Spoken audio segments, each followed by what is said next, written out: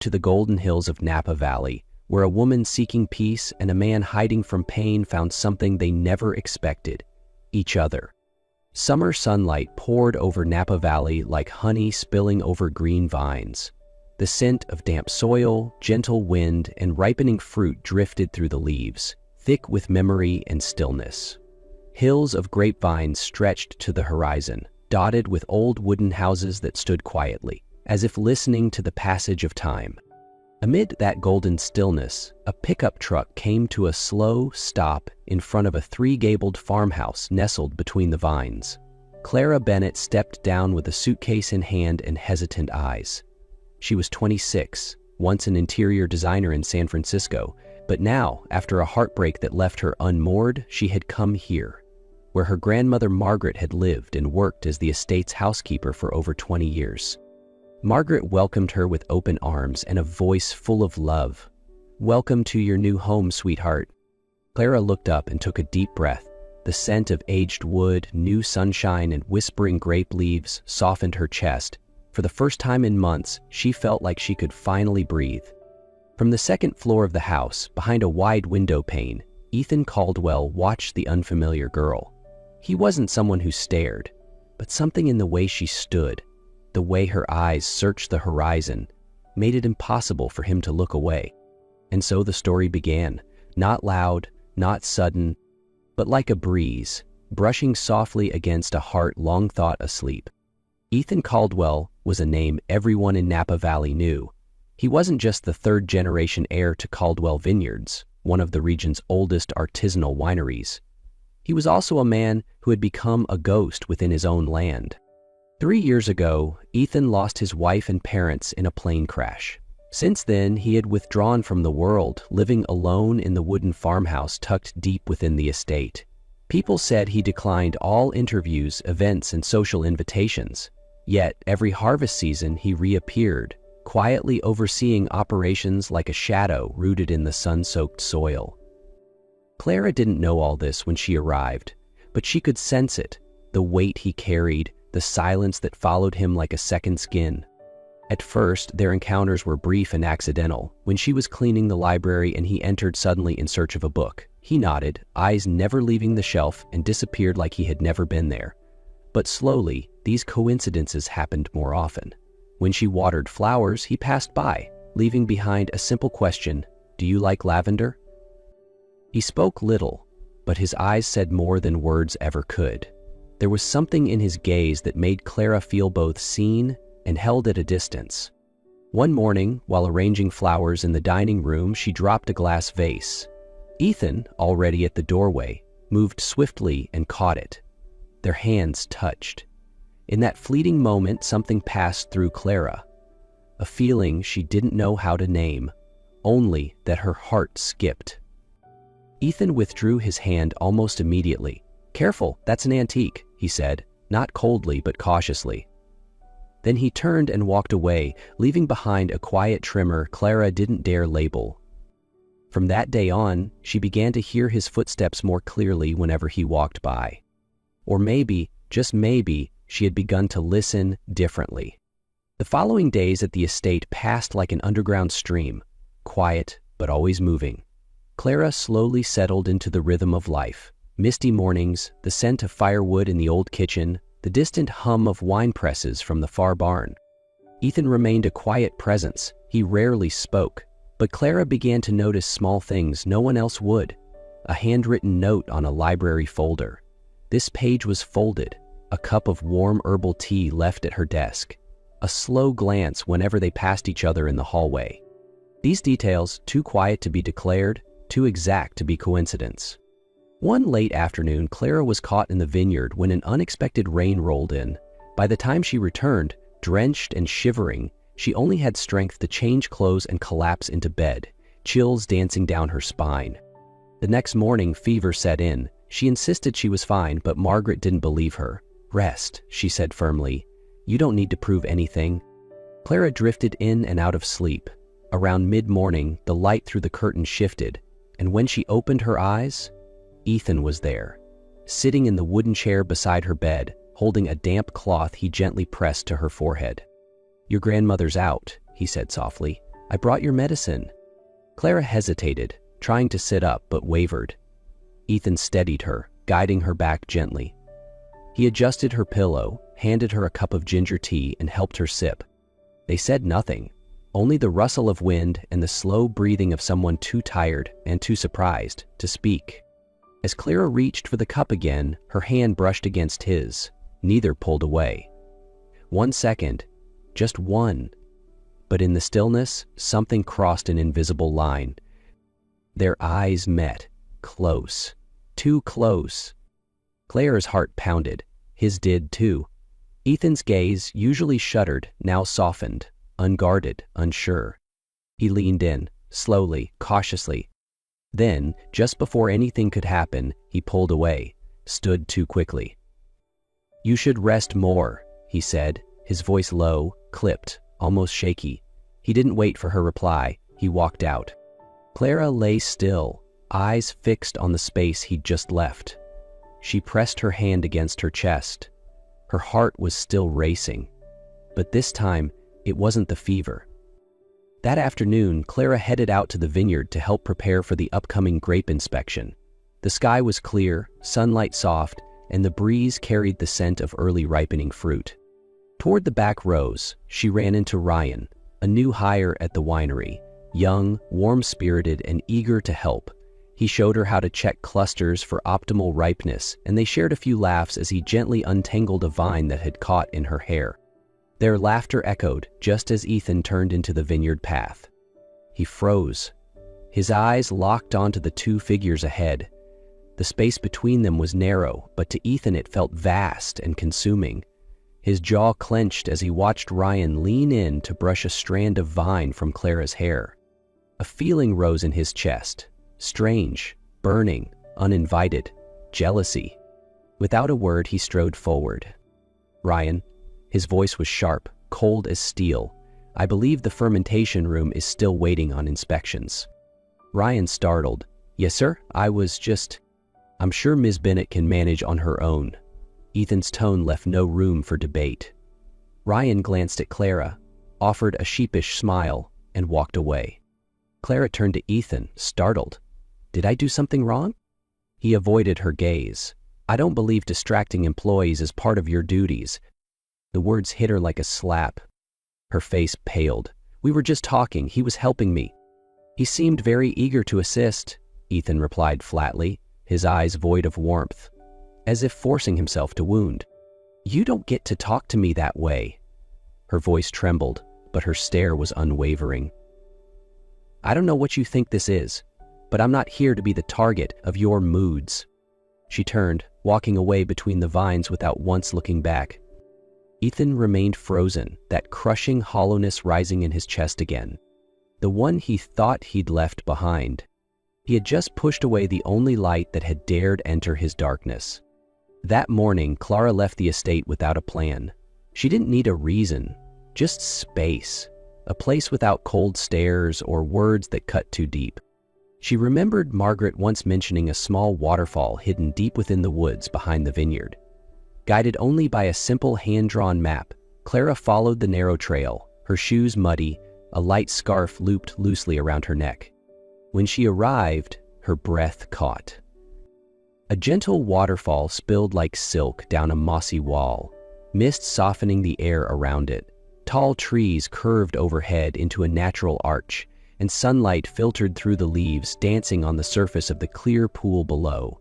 It felt like a world untouched, set apart from anything that could hurt. She sat at the water's edge, slipped off her shoes, and dipped her feet into the cool stream. Wind played through her hair, carrying away the weight she hadn't known how to put down. Then, a sound behind her. Footsteps on dry leaves. She turned. "Ethan!" Both of them froze, surprised. Neither had expected this meeting. He wore a rolled-up shirt and held a worn leather notebook in one hand. Maybe he too had come here to breathe. "I wasn't following you," Ethan said softly, half teasing, half unsure. Clara offered a faint smile. "I know." He stepped closer, then sat on the rock beside her, leaving just enough space between them. The sound of the water filled the silence. "You come here often?" he asked. First time, she replied, eyes on the ripples. But it feels like I've needed this place for a long time. A moment passed before Ethan spoke again, voice low. I'm sorry for what I said, for how I made you feel. Clara turned to him. Her eyes asked the question she couldn't say aloud. Why do you pull me close, only to push me away? He swallowed, gaze falling to his hands. I'm not used to caring like this, caring. So much it scares me, she replied gently. I never wanted to be something you had to fear. He looked at her, and for the first time there were no defenses, no hesitation, just the two of them, together, outside of time. He reached out, touched her cheek, unsure, then leaned in. Their first kiss didn't crash like thunder. It arrived like a long-held breath, finally exhaled. Soft at first, uncertain, but full of the kind of longing that only silence can grow. As if they'd waited forever to be that close. But minutes later, Ethan pulled back. Conflict flashed in his eyes. I need time. He stood, gave her one last glance, and walked into the trees, leaving Clara with a heart still trembling in her chest. After that day at the waterfall, Clara didn't see Ethan again. One day passed. Then two. The farmhouse grew strangely quiet. No footsteps in the hallways. No chance encounters in the library. Clara waited, but Ethan never came. No message, no sign. She didn't know if he was avoiding her or simply done. Either way, the silence was enough to carve out a hollow space in her chest. And it was in that emptiness she realized staying would only deepen the hurt. That afternoon, as the sunlight softened over the vineyard, Clara packed her small canvas bag. She didn't need much, just a few clothes, her notebook, the scarf from San Francisco, and the lavender perfume Margaret had gifted her. You're really leaving? Margaret asked quietly, voice trembling. Clara nodded. I've stayed long enough to know when I'm no longer needed. The older woman didn't argue. She only hugged her tightly. Clara stepped out of the gray wooden house, the place where something had once begun to bloom. She pulled her suitcase behind her along the pebbled path, wildflowers brushing against her ankles with every step. Each footfall echoed like a heartbeat unraveling. At that exact moment, a silver car turned into the estate's driveway. Ethan stepped out, wind catching the tousled strands around his forehead. He looked tired, but there was urgency in his eyes, as if he had been racing time to make it back. He had just returned from San Francisco, where he'd gone to seek counsel from his aunt, the only person who might understand the grief that had shaped him. He'd barely reached the front porch when Margaret emerged, her face stricken. She's gone, she whispered, eyes glassy. Ethan froze. She left through the back gate, not even 5 minutes ago, she added, placing a gentle hand on his arm.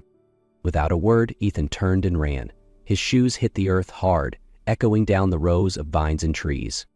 Up ahead, Clara neared the small roadside bus stop. The bus hadn't arrived, but she wasn't sure she had the strength to turn back, even if someone called her name. And then, Claire, don't go. His voice cracked, raw and hoarse, like it had clawed its way out of a chest that had forgotten how to speak. She froze, hand still gripping the suitcase handle. The evening sun cast a warm glow over her hair, and in that second, Ethan felt like she was already slipping into a world he no longer belonged to. He rushed forward, almost stumbling, yanking the suitcase from her hand. It rolled away, forgotten. Please, don't leave this place. Not before I get to say it, he said breathlessly, eyes locked on hers. Clara didn't move, but her eyes brimmed with pain, the kind that warned him, one wrong word and she'd be gone forever.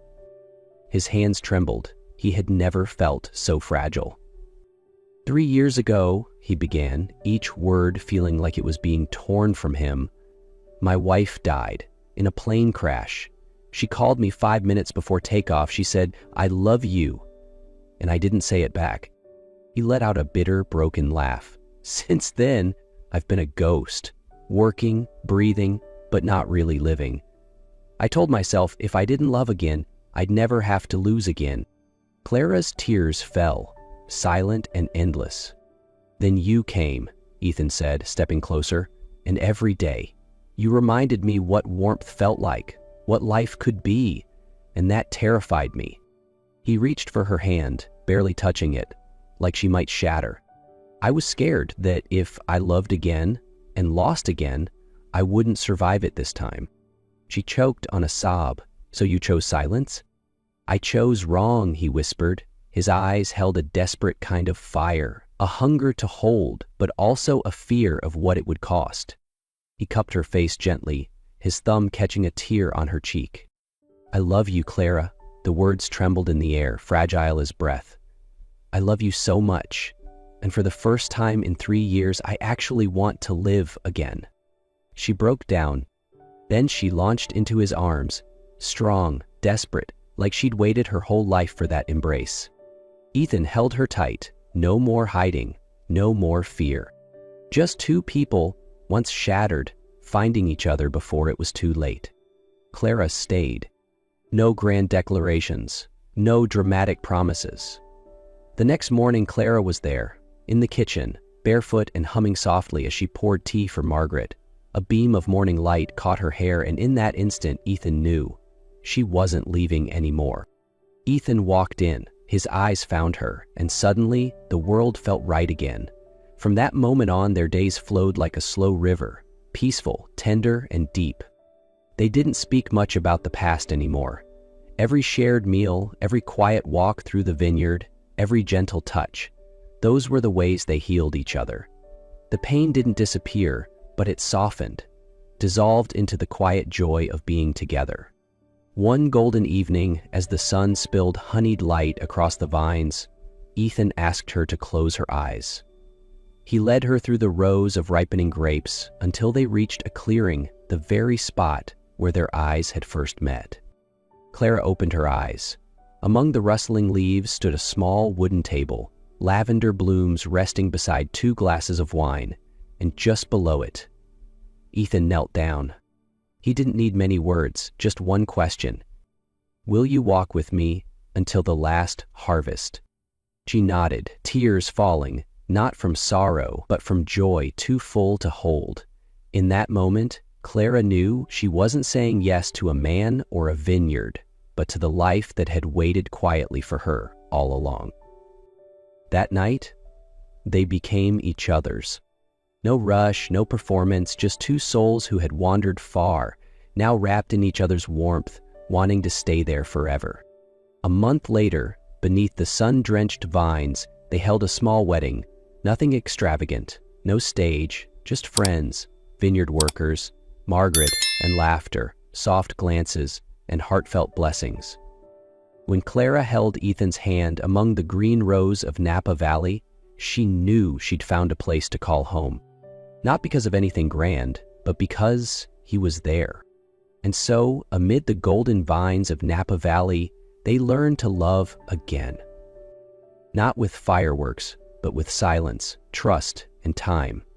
If you've ever believed in second chances, in love that heals instead of hurts, leave comment love below and share this with someone who still believes too. And don't forget to like, share, and follow. Let's keep telling stories that warm the soul, one vineyard, one heartbeat at a time.